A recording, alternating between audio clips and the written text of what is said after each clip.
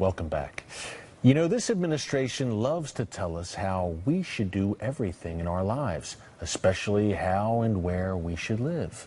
Well, here to talk with me about the Department of Housing and Urban Development's new proposed role of fair housing is Stanley Kurtz, author of Spreading the Wealth: How Obama is Robbing the Suburbs to Pay for the Cities. Stanley, welcome.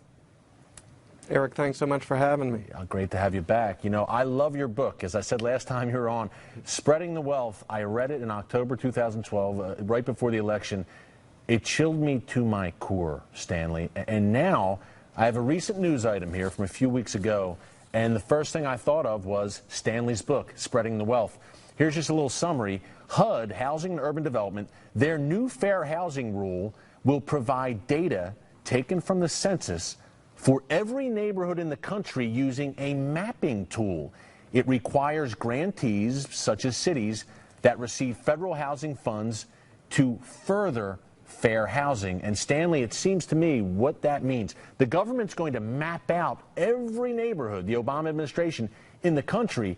And if there's a neighborhood they don't like that isn't diverse enough or doesn't have enough low-income housing, they're going to kind of move in and impose their will. Well, that's it, Eric. And this new regulation, this new federal housing regulation, is remarkably ambitious. It's hard to see it at first, but it does a number of things. First of all, it takes a suburb which has absolutely no record of housing discrimination and nonetheless forces it to build a lot of public housing targeted at minorities. But that's really just the beginning. And when you really study this new regulation, you see that it's part of a much broader Obama administration strategy to transform the way Americans live. And the idea here is to block the development of suburbs and to press as many people as possible into super dense urban areas where effectively they'll be forced to give up their cars. Now, how does this regulation do that? Well, it redefines the idea of fair housing by saying, well, you can't have fair housing unless that housing is located near public transportation. And you can't have fair housing unless that housing is located near a dense downtown district where there are a lot of jobs. So this new regulation is going to put tremendous pressure on cities and suburbs to build up little mini downtowns near their transportation stops. And that's going to change the way we live. Very interesting, Stanley. You know, the American dream is, and it's been this way since after World War II. You work your butt off. You have no money growing up. I grew up in working class Philadelphia. My family had no money, but you work your butt off and you have a little bit of success. And you want to buy a house out in the suburbs with a nice yard, a white picket fence to raise your children in a safe place. And basically it seems like what you're telling us is the Obama administration kind of wants to turn that American dream on its head. Well, that's it, Eric. The Obama administration really is hostile to that traditional vision of the suburb where you have a freestanding house and a yard where most people like to raise their kids. The Obama administration thinks that that's ecologically bad and socially bad.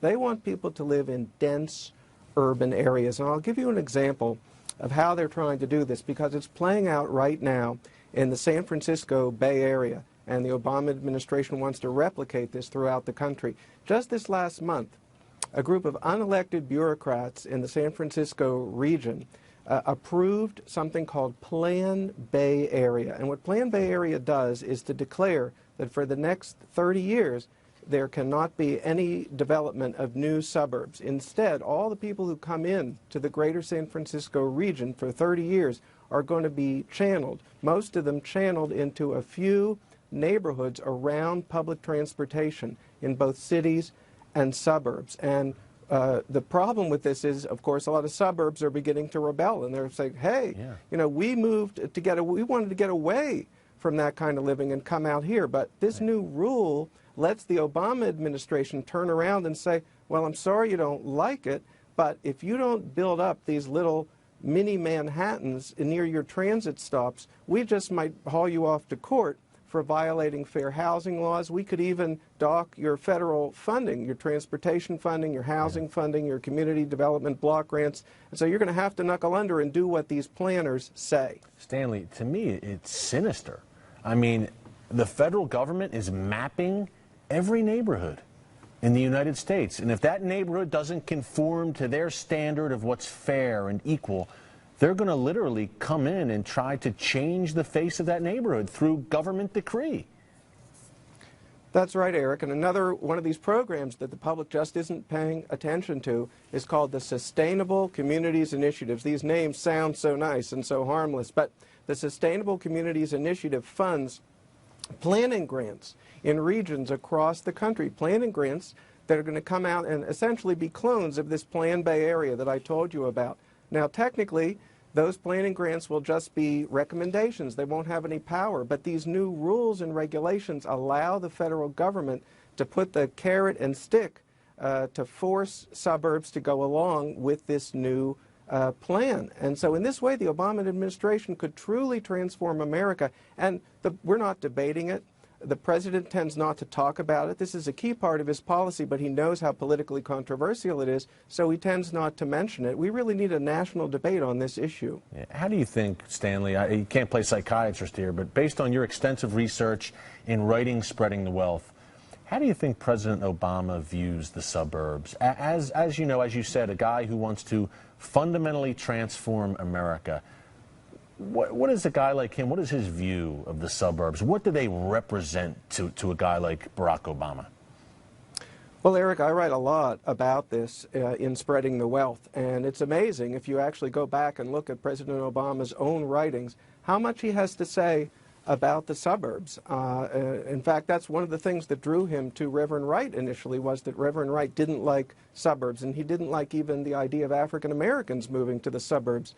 Now, these radical Saul Alinsky-style community organizers that trained and mentored Obama, they blamed the suburbs for the problems of the cities, because when people move out to the suburbs, they take their tax money with them. So those organizers who trained and mentored Obama developed a whole series of strategies for undercutting the political and economic independence of the suburbs. And what I discovered in writing Spreading the Wealth is that Barack Obama bought into all that. It moved him deeply. And he bought into an idea that the suburbs really shouldn't exist in an ideal world. And the strategies that he's applying in his administration now are really the very same strategies that his Alinskyite organizing buddies first cooked up to undercut the political and economic independence of the suburbs. I lay it all out in Spreading the Wealth. I mean, I remember reading your book in October, right before the election, saying, my God, if he wins, we are in for it. What you're talking about right now, Stanley, what we're talking about, are you starting to see, now that Obama is reelected, are you starting to see this plan put into action? Where do you see it working right now? Well, it's playing out, as I mentioned, in the Bay Area, but it's Sure. also now coming to the Minneapolis-St. Paul region. There's another big regional plan that is state-mandated, but it's also supported by a federal grant from the Obama administration. It's going to, in very similar ways to the San Francisco plan, impose this whole scheme of densifying the cities on Minneapolis-St. Paul. Now, Minneapolis and San Francisco are the areas where state law cooperates with the Obama administration the most. Two They are very the liberal models. areas, of course. As it's going to take longer for the regional planning grants that are in other parts of the country to kick in, because they're not as good at developing these plans. It's going to play out over the next 3.5 years. But if the Obama administration is able to put these new regulations in place and establish the precedents without people noticing or fighting back, they're in trouble. There's a reason why President Obama doesn't talk about this. It's a political hot potato, and he doesn't really want people to know that he's pushing this. If we could just spark a national debate on this, that would be our best chance of blocking the Obama administration's plans. I think it's going to be a situation, Stanley, where all of a sudden people are going to look around their neighborhood and say, my gosh, what is going on? Our crime rates are up. And this is not a racial thing, by the way. The Obama administration would like to portray it like that, but it is not a racial thing. And people need to understand that. This is a quality of life thing. So, Stanley. Absolutely, Eric. Yeah. We got to run, Stanley. In fact, a lot of my...